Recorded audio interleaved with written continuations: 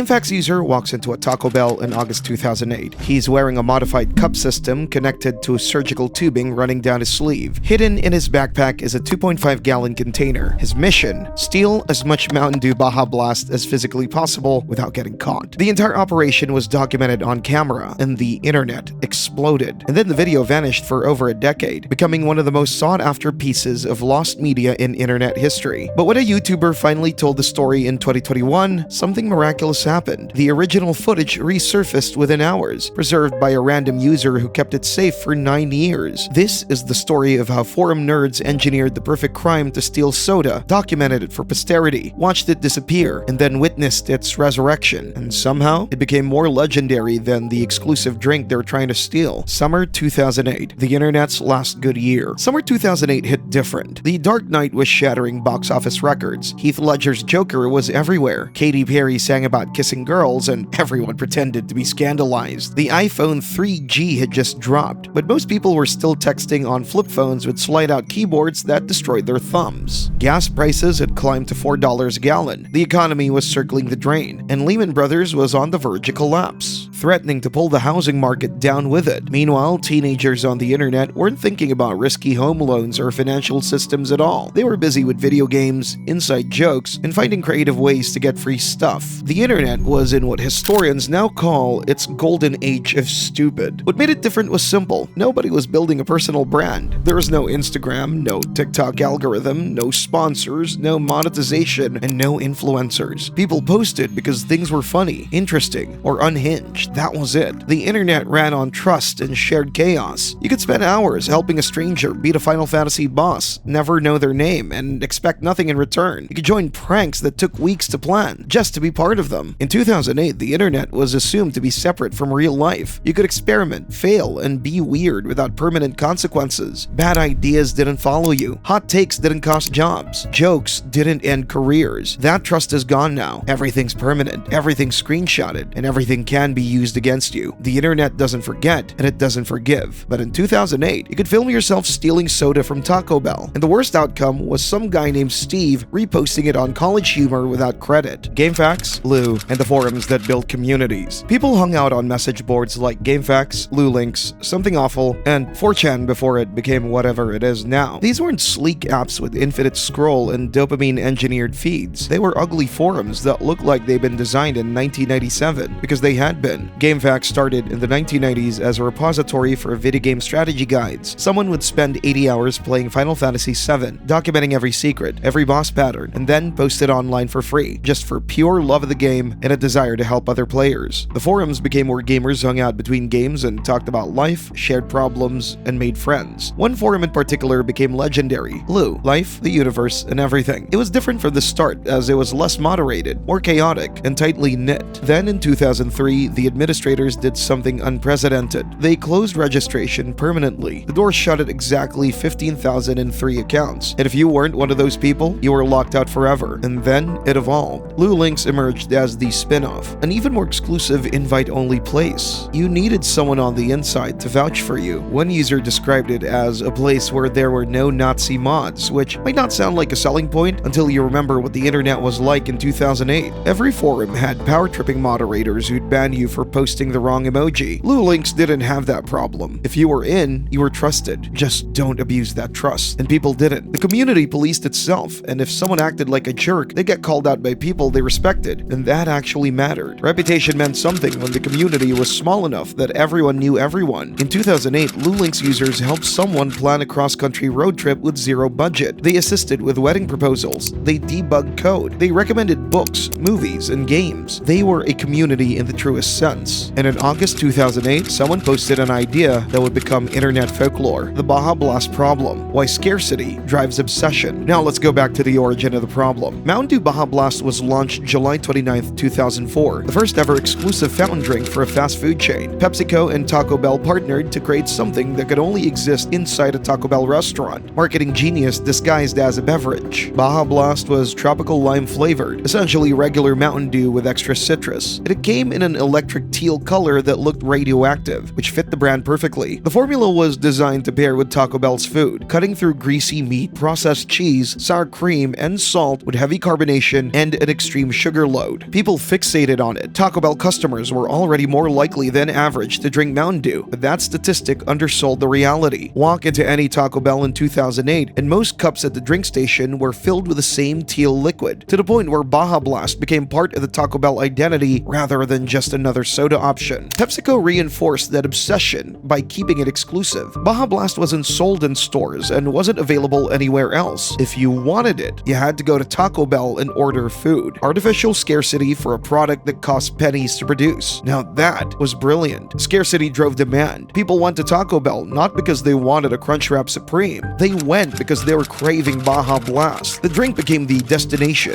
The food was just an excuse. And that created a problem. After school or work, you'd go to Taco Bell, order the same thing you always did, and fill a large cup with Baja Blast, sitting there eating and drinking it while wondering why it wasn't something you could have at home, especially at 2 in the morning while gaming, or maybe stocked in your fridge like any other normal soda. Taco Bell offered free refills, which meant you could sit there for hours refilling the same cup, and some people did, treating the restaurant like a coffee shop and stretching their Baja Blast intake as far as policy allowed. But it still ended at the door. Once you left, that was it. You'd finish the cup in the car and immediately regret not getting one last refill. For most people, this was a mild annoyance. For one GameFAQs user named Epitaph Illip, it was a challenge. Enter Epitaph Illip, the mastermind with an MS Paint dream. We don't know Epitaph Illip's real name. However, his signature on the forum was Philip. We don't even know if he still uses the internet. All we know is that in August 2008, he had a vision. What if you could take Baja Blast home in bulk? Approximately 2.5 gallons in a single visit. His plan was simple in concept and complex in execution. A modified Taco Bell large cup with the bottom removed, surgical tubing connected to the opening, running down his sleeve. The tube would dump into a hidden container in his backpack. He'd stand at the fountain like a normal customer, but instead of him drinking the soda, it would flow through the tube directly into the container. To explain the idea, Epitaph Illip drew a diagram in MS Paint showing a figure at a soda fountain, a cup with a tube attached, and the tube running down an arm into a backpack. A crude drawing that looks something like a middle schooler would sketch during math class. But attached to that crude drawing was a person that sparked everything. Was this even stealing? The cup offered unlimited refills. He was paying for the drink. Technically, he could stand there for hours, refilling the same cup over and over. If he chose to refill it into a container instead of his stomach, was that really theft? The forum could have laughed him off or told him he was an idiot. They could have ignored the threat entirely. Instead, they started solving problems. The engineering phase, when forum nerds become NASA. The Lua Links community didn't just support Epitaph Philip, they became his unpaid research and development team. The gravity problem. The setup seems straightforward. The cup connects to the tube runs down the arm, tube dumps into a container. Gravity does the work. Except, gravity doesn't work that way. The tube would run from the cup down the forearm, which means it initially travels upward from the connection point, then down the arm, past the elbow, into the backpack on the floor. Soda doesn't flow uphill. The questions started pouring in from the community. How would he avoid suspicion while walking around with the setup? Philip explained he'd buy a large drink legitimately, then switch it out with a rigged cup when nobody was looking. Someone asked the obvious question, wouldn't it get really suspicious if you're filling the same cup for like 10 minutes? But Philip figured he'd go during off hours when it wasn't busy. Maybe make multiple trips instead of filling the entire container at once. One community member offered tactical advice. I'd recommend you pick a time where the restaurant is nearly empty, at a restaurant where the soda machines aren't clearly viewable by the employees. Hard to find, but I can think of a few. The thread turned into an engineering workshop. One person suggested creating a device that could puncture the bottom of a cup on site instead of bringing an already modified one, which would eliminate the risky cup switching step entirely. People started theory crafting about physics. The soda falling from the fountain into the container would splash, create noise, and kill the carbonation through agitation. Another user pointed out a pressure problem. The tube at the bottom would create back pressure as the tank filled, potentially slowing or stopping the flow. And another theorized that some kind of ramp inside the container could prevent the soda from going flat by reducing turbulence. Hours of MS Paint diagrams and theory crafting followed while people waited for updates from Philip. He posted the next day, saying he was still working on the contraption and appreciated all the feedback and enthusiasm. Another update the following day discussed his progress, but he'd hit a snag. The container wasn't airtight around the seal, which would kill the carbonation. A couple days later, he posted a picture of the new container and tube system. The day after that, the final version. He'd made significant changes. The vent tube running through the transfer tube had to go. It restricted liquid flow too much. He replaced it with a separate small tube on top of the container for air release. He'd found an appropriately sized bag that could conceal everything without looking ridiculous. Then came the announcement everyone was waiting for. No guarantees, but I might try it tonight with a friend. He added one final clarification, addressing the skeptics who kept asking why anyone would do this for a few dollars worth of soda. I'm well aware doing this for the sole purpose of getting soda is a dumb idea. That's why I'm not only doing this for that reason. It's a fun project and will be a good story to tell. Not to mention it provides entertainment for all you guys. People waited as the hours passed. Then he returned with 3 words. I did it. Execution day. When theory becomes reality. With a plan set, Epitaph Philip and his friend walked into Taco Bell, ordered food, bought a large drink, and prepared to carry it out with one important change. Epitaph Philip didn't wear the setup. He backed out and his friend took the risk, standing at the fountain with the contraption while Epitaph Philip filmed as 2.5 gallons of Mountain Dew Baja Blast were quietly siphoned away. Get a fancy burrito,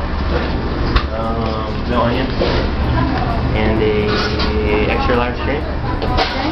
That's it. Where to go?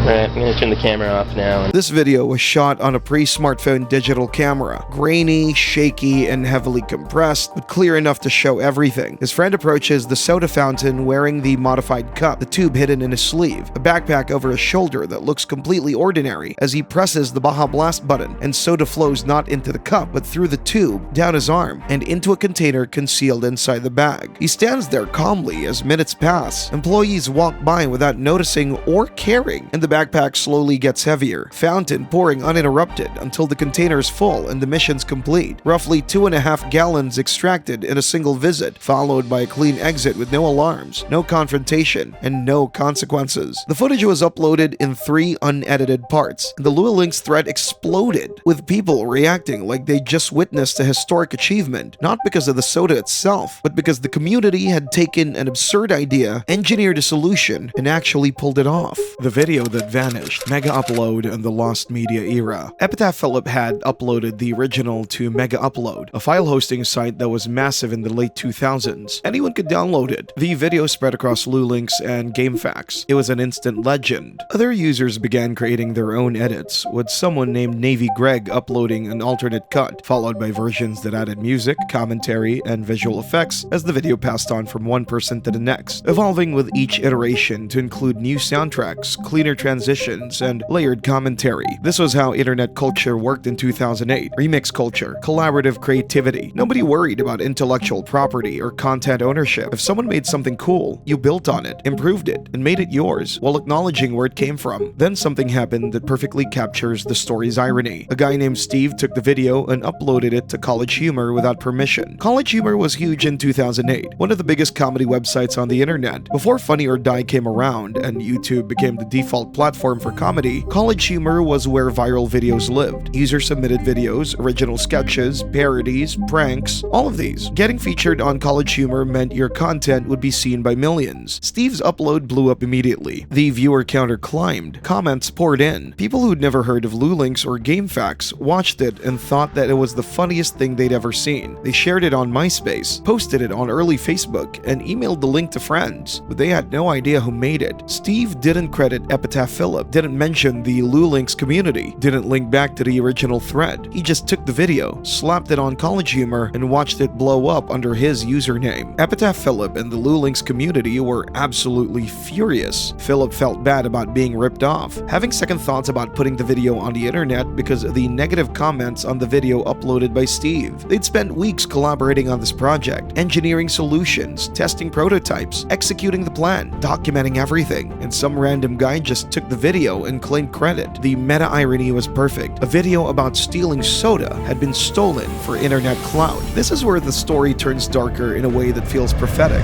Because Steve didn't take it for money, and College Humor didn't pay him. He did it for views, for recognition, and for the dopamine rush of watching the numbers climb. All of that happening in 2008, before monetization, before influencer culture, and before every view was tied to cash. But the mindset was already there, with people chasing attention, taking someone else's work and claiming it as their own, and knowing that credit on the internet was temporary and easy to lose. In 2008, this was just annoying. By 2026 standards, it's the entire business model of content aggregation accounts. But Steve's version is the one that survived, cut down to about a minute and stripped to the highlights, removing the context, the engineering discussion, and the community collaboration, until all that remained was a guy at a soda fountain stealing Baja Blast. The original, with all its context and community history, however, was still on Mega Upload until January 2012. The FBI raided Mega Upload's servers and shut down the entire site. Founder Kim.com was arrested in New Zealand in a dramatic raid involving helicopters and armed police. The US government accused Mega Upload of costing copyright holders over $500 million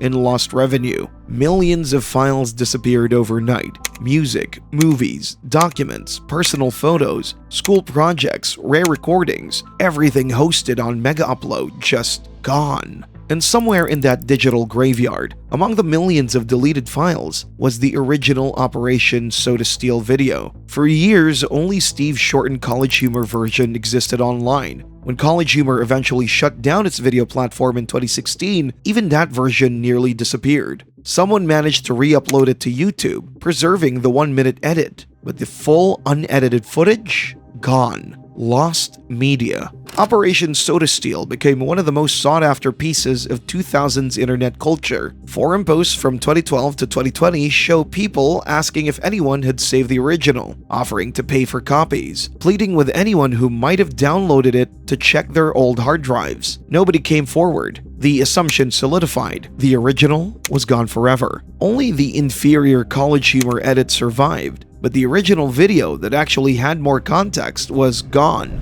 Cybershell's documentary, The Story Gets Told. Fast forward to June 14th, 2021. YouTuber Cybershell, real name Andrew Kiker, uploaded Operation Soda Steel, a documentary, a serious, well-researched, meticulously edited true crime documentary about a guy stealing soda from Taco Bell in 2008. Cybershell had seen the original thread and been part of that world, remembering Epitaph Philip, the engineering discussions, the hype, and the video, and he wanted to preserve the full story before it disappeared completely. The documentary was presented like a bank robbery, with dramatic music, archived forum screenshots, and community testimony, all treating something completely absurd with total sincerity. Cybershell broke down the 2008 forum culture, walked through the engineering challenges, showed the MS Paint diagram, and explained the execution before admitting that despite extensive searching, he couldn't find the original video and believed it was lost forever. However, as the College Humor site is now defunct, I was afraid this video would be lost to the sands of time. However, there exists one re-upload of it from some random account in 2016 called Re-Upped for Justice with the description, "I did not create this video, I only re-uploaded it."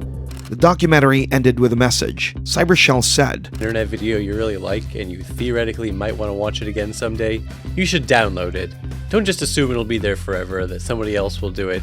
Anything can be taken down at any time for any reason. And the only guarantee you'll ever be able to watch something again is if you literally have it backed up to your hard drive. Cybershell's documentary went viral. Kotaku covered it. AV Club wrote about it. Gaming forums exploded. People who'd never heard of Lulinx were learning about Operation Soda Steel for the first time. And then, hours after the documentary dropped, something miraculous happened. The resurrection. When the internet saves itself. A user named Wulong742 appeared with the original video. They uploaded all 3 parts to Internet Archive and YouTube. The full, unedited Operation Soda Steel video. Everything Epitaph Philip had filmed in 2008. Raw AVI files, original quality, complete context. The comment section exploded. People who'd been searching for years couldn't believe it. Forum archivists who'd given up hope were celebrating. Cybershell himself responded, thanking Wulong742 for preserving internet history. Wulong742 didn't keep those files because they thought they'd be worth something. They kept them because they represented a moment in internet culture worth preserving, because they believed, even subconsciously, that the story mattered. And when it counted, they shared it, just to ensure the complete story survived. The internet had saved itself. Cybershell's documentary now has a 9.7 out of 10 rating on IMDb, listed as a documentary short.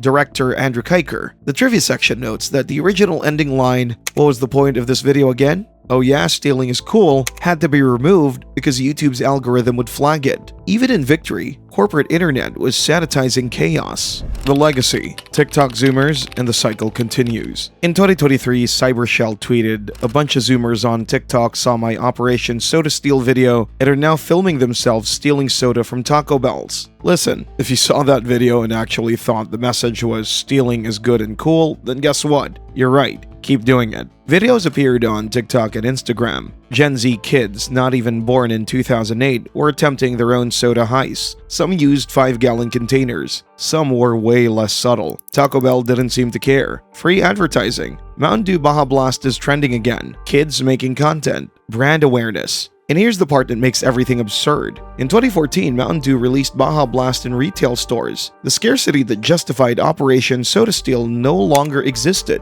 You could walk into any grocery store and buy a 12-pack. No heist required. No engineering. No risk. But by then, it didn't matter. The story had transcended the soda, what we lost, and what remains. There's a reason the story resonates. 2008 internet culture was collaborative. People helped each other with stupid projects because it was fun. You did things because they were interesting, because they were funny, because you wanted to see if you could. Lulinx users didn't help Epitaph Philip because they'd get followers. They did it because the idea was ridiculous and someone had to engineer a solution. That's what communities did. They solved problems together. Now the internet is different. Every action is content. Every post is optimized for engagement. Algorithms decide what gets seen. Corporations control platforms. Nothing feels handcrafted. Operation Soda Steal couldn't happen today. Not because you couldn't steal soda. You absolutely could. But because the culture that created it is gone. If someone posted that idea on Reddit in 2025, they'd get doxxed. Someone would call Taco Bell corporate or write a think piece about theft culture. They would try to monetize the video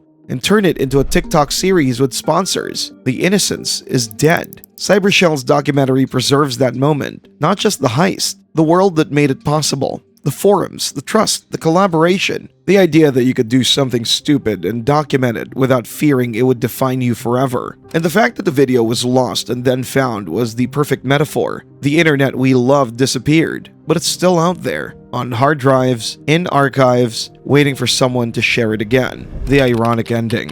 Baja Blast is everywhere. Mountain Dew Baja Blast is everywhere now. Since 2018, it's been released in stores every summer. Spin-off flavors such as Baja Punch, Baja Flash, Baja Gold, Baja Mango Gem, a hard seltzer version in 2022, energy drinks, Baja Blast Gelato, tested in 2023. And in November 2024, Taco Bell started selling Baja Blast Pie for $19.99. It was pie, made with Mountain Dew. The drink that inspired a heist is now a frozen dessert you can buy for Friendsgiving. The exclusivity is gone, but the story is immortal. Operation Soda Steal is preserved in the Internet Archive, documented on Know Your Meme, referenced in forums, tweets, video essays, and it's a part of internet history. But to this day, Epitaph Philip's whereabouts remain unknown. He never came forward after Cybershell's documentary went viral in 2021, and the person behind the username has stayed silent, leaving the internet legend without a real identity. The heist was not exactly important,